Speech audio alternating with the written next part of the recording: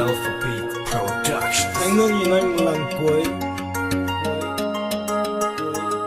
để rồi cuộc tình này kết thúc thôi. Làm sao đây khi anh mãi đã nhìn thẳng vào em, chờ cho đến khi nó đong đầy mê đắm. Sao biết em còn ngọt ngào suy nghĩ có yêu thương. Đời chờ mong kéo nỗi cô đơn ra sao quẩn quanh.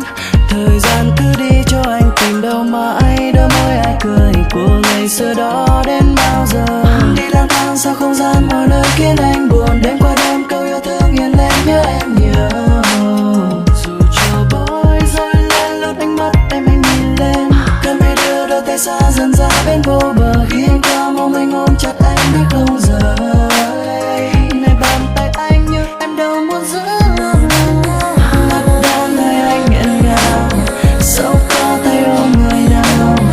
Muốn biết môi em chạm vào. Vì yêu, vì thương, vì thương em muốn rơi lòng. Sức hết anh đi vội vàng. Nơi đó em xa ngút ngàn. Sẽ đến thiên thu ngập tràn. Từng nơi mà em bỏ quên đang đi như giấc. Nhắm mắt để quên đi ngày nào. Dẫu vẫn nhớ anh đến từng phút từng giây. Làm sao đây khi ta không đến được với nhau. Muốn nuốt nước mắt thật sâu.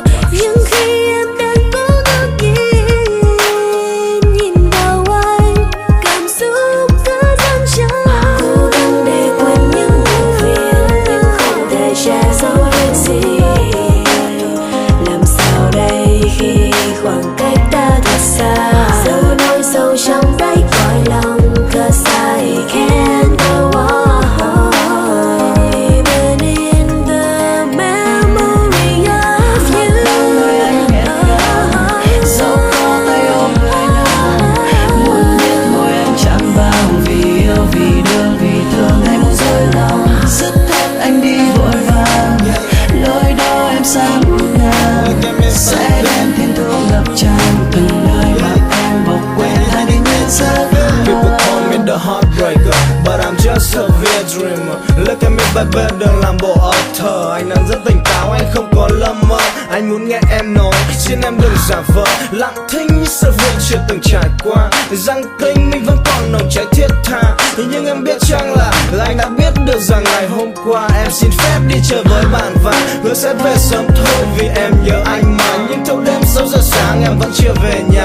Em có biết rằng anh buồn lắm không hả? Anh không muốn nhắc đến những sự việc đã xảy ra.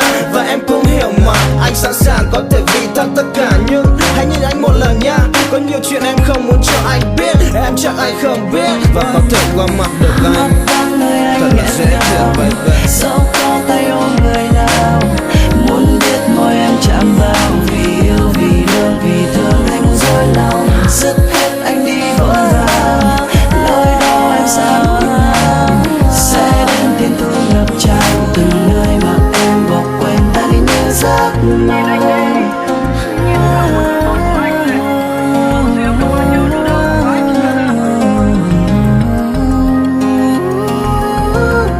Baby look at me now. Baby look at me just one more time. Just a team, certified PA motherfucking killer. Production.